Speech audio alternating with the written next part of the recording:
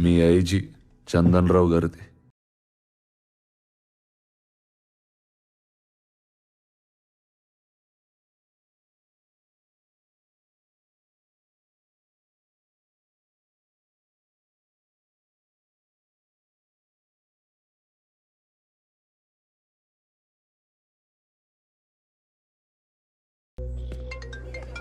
ఒక్క నిమిషం.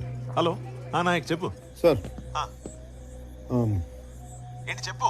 ఇందాకే ఒకరిని అబ్కారీ కేసులో అరెస్ట్ చేశాను సార్. కంగ్రాచులేషన్స్.